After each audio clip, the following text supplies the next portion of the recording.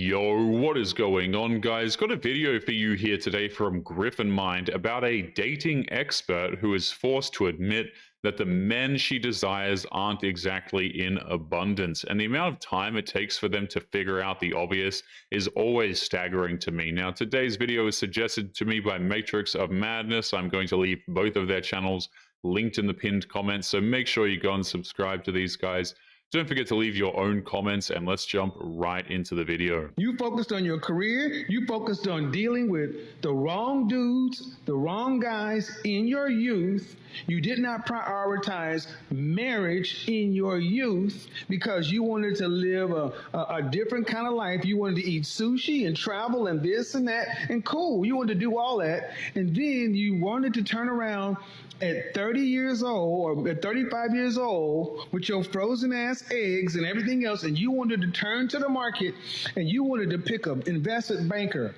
You wanted an investment banker to be there, still pining for you like he did back in college. You wanted to date whoever you dated, do whatever you did, and then you wanted to turn her back around to the market on your terms, on your time frame, and get the kind of man you thought you deserved, and then have that man get on your program. Disney can't make this stuff up. These women forget that the men they want have the option of what kind of woman he wants in his life. And this is a truth that they refuse to accept. Do I have a husband and kids? No.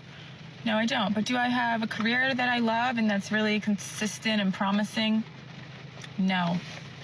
Yeah. Damn. That's all.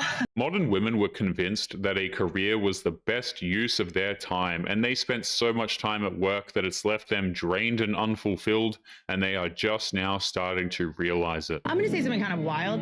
You didn't have to raise your hand. If I were, okay, well, I like that, though. Being obedient is awesome. Oh, my God, that is a trait.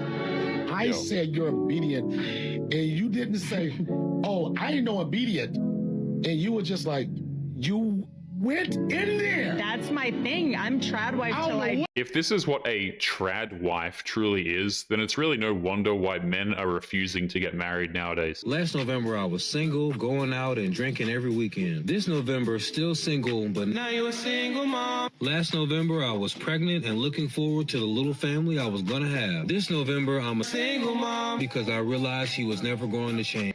Can someone explain to me how a man can go to work all day so his wife can stay at home all day and he still comes home after a long day of work to no punani, no home-cooked meal, and the house is a mess?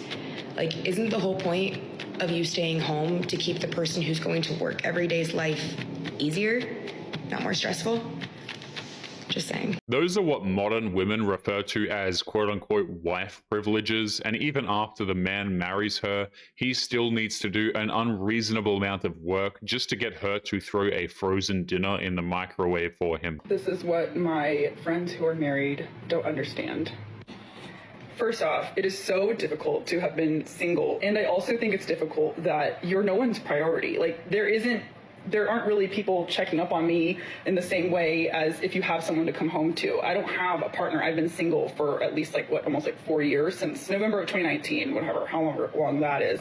And it's just so difficult because you realize that you have to be your own knight in shining armor, that there's no one coming to save you, that there's no one really there for you. It really is a rude awakening for them. She was convinced that she didn't need a man in her life, and now she's going to spend the rest of her life with nobody to take care of her, and she has no idea what to do now. And just by the way, guys, I don't feel empathy for these women because they do it to themselves. You're alone at the end of the day, and it's so much harder to go through the ups and downs and the tumultuousness of life when you don't have companionship, you don't have a partner. And it sucks. And it's going to get worse too. We are just now starting to see how the loneliness is going to affect these women as they get older, and it's already starting to drive so many of them into pure madness. It's absolutely hilarious. My body count is 1,572, and so I don't think body count should matter. Just say you're jealous. Of course you do. Yeah, I'm so jealous. Okay. Are you speechless? Yeah. Yeah, he's speechless. I'm speechless nasty, too. Bro. I feel sorry for the man. There was a time when openly admitting that you slept with over 1,500 men was considered profoundly shameful, and it's pretty disturbing how these women are trying to celebrate it. I have absolutely no interest in having sex with my husband at all. And I'm kind of at a point where I don't really know what to do about it, because I know while I may not need it, I know he needs it. And it's getting very challenging for me because I'm just kind of in this, please don't touch me. I don't want to be touched. And I want to have sex. Of course. That marriage is absolutely finished. When the wife no longer wants to have bedroom fun with her husband, then it's all downhill from there. It's obvious that she married the dude that she can't respect, and her husband is paying the price for it. So, like, if a man asks you out at a coffee date, would you expect to, like, split, like, you pay for yourself? I wouldn't go on a coffee date. No. Oh my gosh. She called him a red flag, but his response flipped everything. You're 38? Yeah. Red flag. It's less about being a red flag and more about being a liability. If I were to bring you into my life, you would be a liability. You can't teach me anything. You can't help me with my finances in any way. You can't add any intellectual anything into my life. This guy is spot on. Modern women are too much of a liability. Men have to put everything on the line for someone who will try to take that man for all he's worth. It's just safer for a lot of guys to be alone. And if you're not already on that path, I'm already on it. That's the problem. You don't know enough about me. you're absolutely right. I don't know enough about you. You said you've had Airbnb Good luck with properties. the other girls back there. You're messing up. I can tell that you're triggered, and that's okay. I'm not triggered, sweetheart. And this is why your immaturity will prevent you from being with the real man. Next contestant, please. You've got to give respect to that guy. He stayed cool and calm while this woman was trying to feebly get an emotional rise out of him. This is how important self-respect and confidence is. This is Everything I Want You to Do 2025 Relationship Edition. Stop wasting your time on coffee dates. If somebody's taking you out for coffee dates, the answer is no, I only do dinner dates. And no, by dinner dates, I don't mean Chipotle. Come on. I want you to have very high standards. Mediocre is not going to cut it. The way you see yourself is how others start to see you. So I don't care. Make a new persona and start living it. Every time you sit in your 2012 car, I want you to imagine that it's a Rolls Royce. I want you to imagine that the engine light is not on. These women are the living definition of insanity. They keep doubling down on something that is proven to not work, and then they get angry at us when their plan ultimately fails. And that is how I want you to carry yourself in the world. Number 2, get selfish. If you have plans in place for doing something, you are not going to cancel your plans for anyone. You are not going to be that person that people can push around because she'll change it, she'll do it. You will no longer do anything for the greater good. Your focus is only you. If you happen to be a toddler mom like me, what you're going to start doing is giving your partner some work to do. If he's going out on boys' night, you need to plan a girls' night. This woman has clearly never been in a real relationship before. Any self-respecting man who hears this woman talk that way will be out of the door in seconds flat. That kind of disrespect will not be tolerated. If he is going to the gym to play basketball, you're going to go get your nails done. You will no longer move your plans for anyone else. Your needs are just as important. Moving on to your friends, I need you to really figure it out. Who are your friends? Who are the people in your corner? And who are the snakes? We're not bringing any snakes into 2025, guys. We're leaving them behind in the past year.